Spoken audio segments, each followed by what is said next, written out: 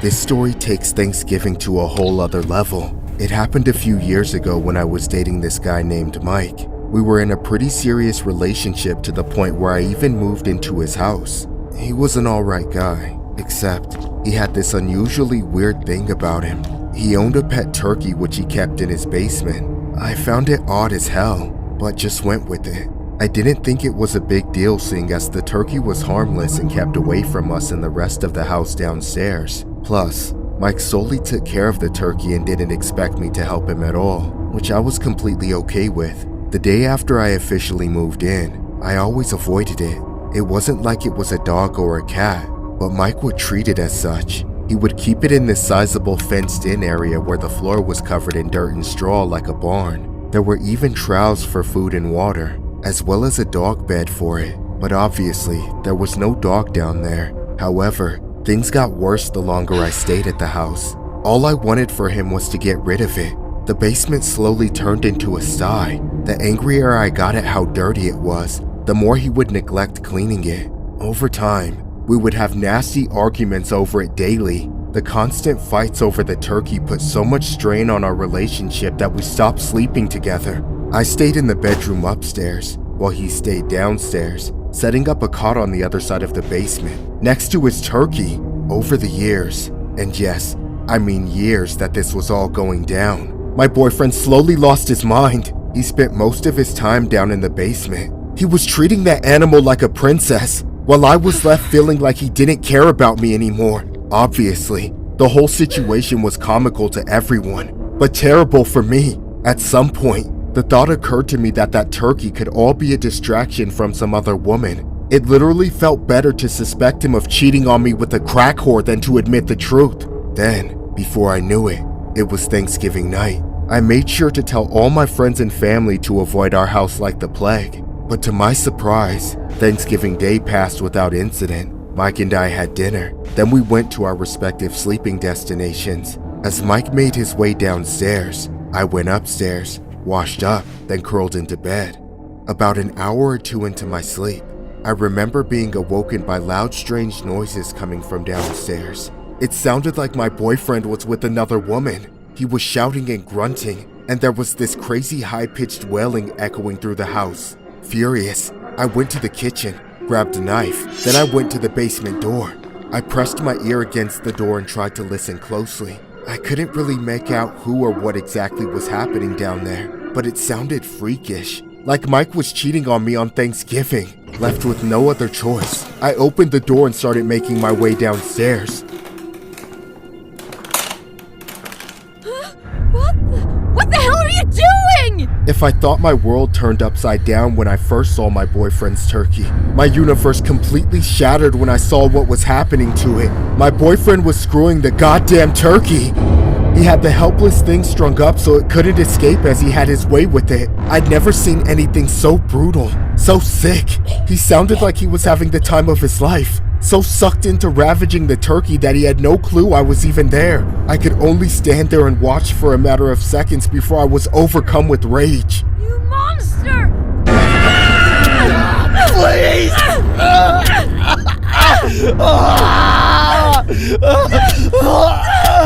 Once it was all over, my boyfriend was writhing in a pool of his own blood. The turkey had been abused within an inch of its life and wasn't moving. After hating it for so long, I felt terrible for it at that moment. I can't imagine how much it must have suffered. I called the police right after, not expecting either of them to survive. But in a cruel twist of fate, my ex-boyfriend recovered from his injuries and went to jail for animal cruelty, while the turkey succumbed to the psychological trauma and eventually starved itself to death. I eventually turned myself into the police, so I'm serving multiple years in prison. I know what I did was justified, and there's an argument to be made that I should have gotten off scot-free, but at least my sentence was heavily reduced. However, as much as prison sucks, nothing compares to the weight of this memory in my head. I'll never unsee that sight. No matter what happens for the rest of my life, this will go down as the most horrifying Thanksgiving ever. This Thanksgiving story was inspired by a viral image that surfaced on the internet in the early 2000s. It showcases the mugshots of two distraught individuals who appear to be a couple. In the image, It appears to be a news outlet that headlines the male had intercourse with a turkey on Thanksgiving, and that his girlfriend stabbed him 5 times after finding out. Whether the case is factual or not, we wanted to feature this in today's video and give you guys some extra stuffing for your Thanksgiving stories this year.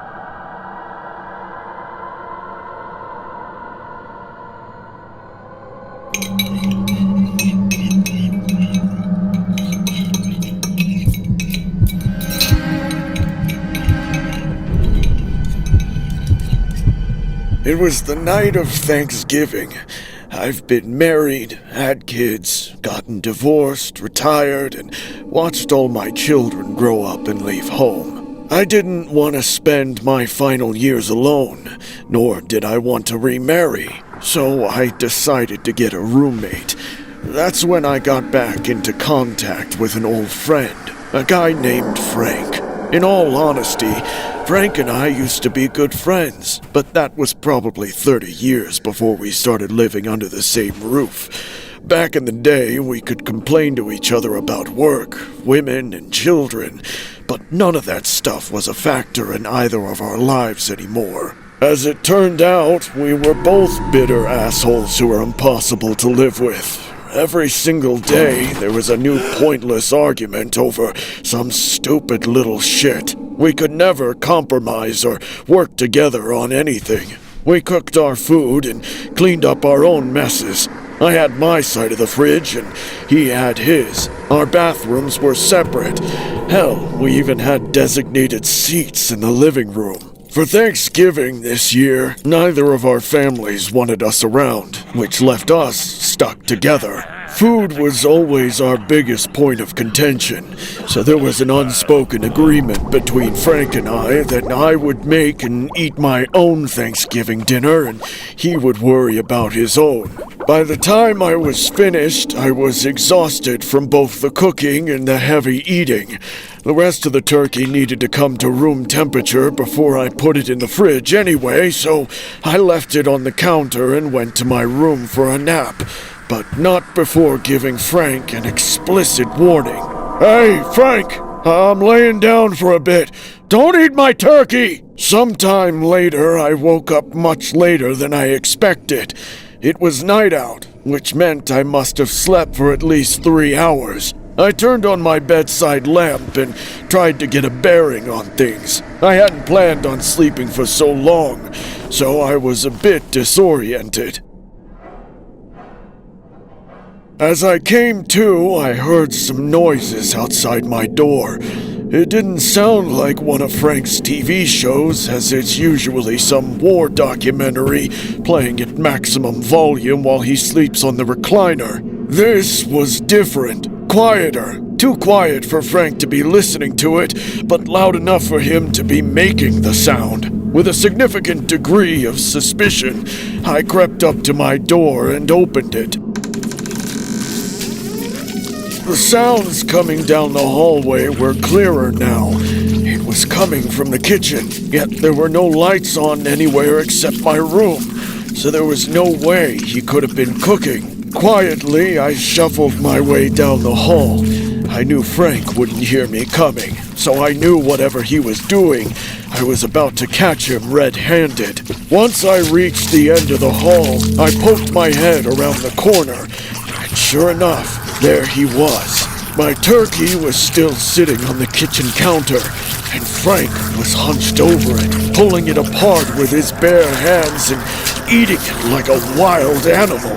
I don't know what came over me in that moment, but I couldn't contain my anger with him anymore. Frank! Frank! Cut that out! I said hands off my turkey, damn it!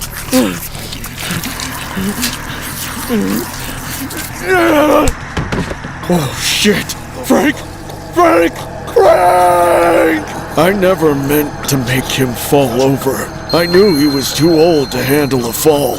I was just so angry. All I wanted to do was get him away from my turkey, but I pushed too hard. Way too hard. Reality set in very quickly, and in a last-ditch effort to save Frank's life, I called 911. They took him to the hospital, but there was nothing they could do. His neck was broken in the fall. Knowing he died by my hands, I didn't argue with the police when they arrested me. It's funny to think I became roommates with Frank because I didn't want to die alone. But all I did was kill him. And now I'll be lucky to die with a cellmate. An 80-year-old man was taken out in an alleged altercation over Thanksgiving dinner, and his longtime roommate and friend charged in his death claims it was merely an accident. Richard Lombardi, 65, entered the courtroom on Friday after being charged with involuntary manslaughter and assault and battery on a person over 60. Lombardi's roommate, Frank Griswold, was pronounced dead at the hospital on Wednesday night after police say he was pushed to the ground by Lombardi, hitting his head and breaking his neck and nose in the fall. According to court documents, Lombardi said he asked Griswold not to go near the turkey he had made for Thanksgiving dinner. When Griswold went into the kitchen to wash dishes near the turkey, Lombardi grabbed him and pushed him to the side, causing his feet to be tangled underneath him, sending him to the ground. The two men were friends and had been living together since 2001. Lombardi is currently being held without bail.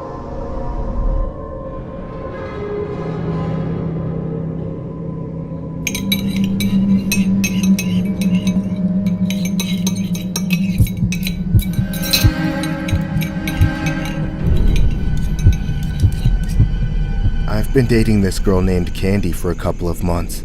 We eventually wanted to move in together after some time, suggesting that I move in with her and her parents. That way we could save up and get a place of our own. I was of course nervous as hell considering I never met her parents before. Candy suggested I meet them for Thanksgiving and to pitch the idea to them, so I agreed.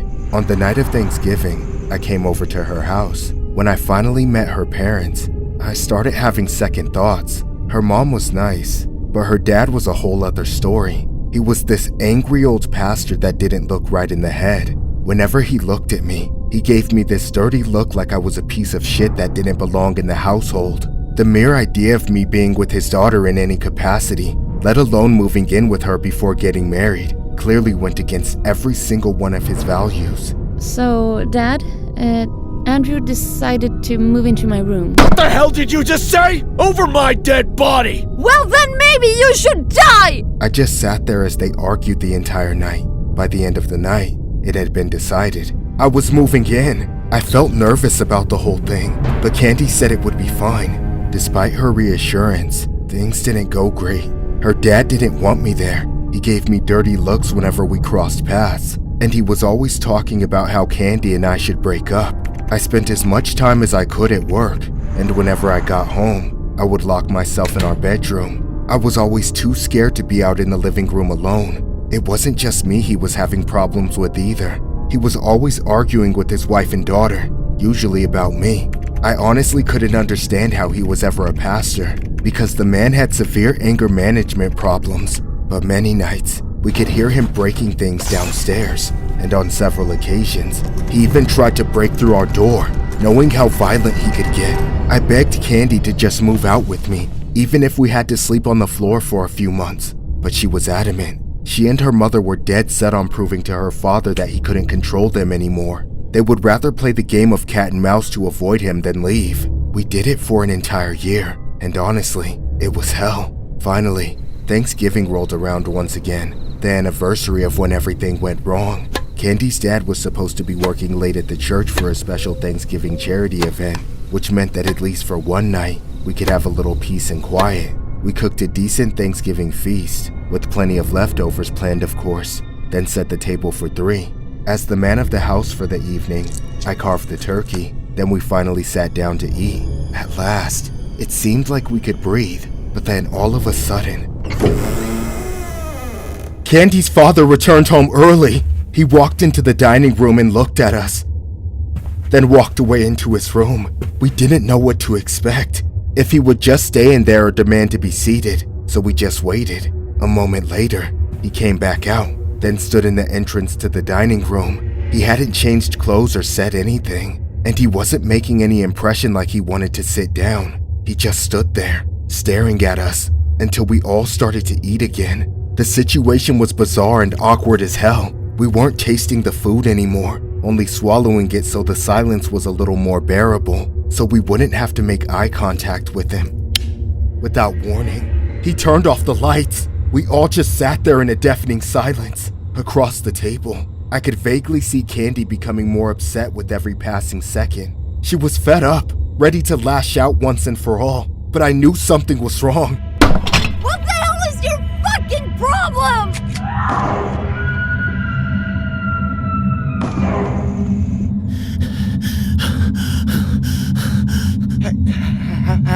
Happy Thanksgiving.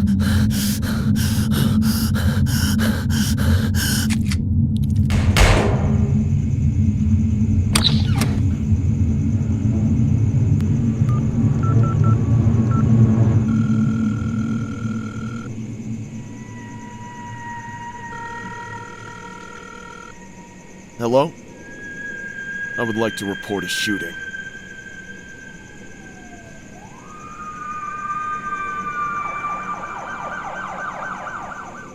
A Virginia youth pastor is jailed and being charged in the Thanksgiving night deaths of his wife, stepdaughter, and the stepdaughter's boyfriend. Christopher Gaddis, 58, was charged with 3 counts of first-degree murder and 3 counts of using a firearm. Allegedly, an argument erupted, though the exact details remain unclear. It's known that the conflict centered on long-standing tensions between Christopher and his stepdaughter, Candy, as well as her boyfriend, Andrew. As the argument escalated, Gaddis retrieved a firearm. He then took out his wife, Janet, and stepdaughter inside the home. Andrew tried to escape but was taken out just outside in the front yard. Neighbors heard the ordeal, but Chris called the authorities, not 911, but his alarm company. When police arrived, they found Chris Gaddis calmly waiting on the porch. He was arrested on the spot. There had been friction between Chris and Candy. Gaddis reportedly disapproved of the couple staying in his home. These tensions came to a boiling point that Thanksgiving night, resulting in unimaginable violence.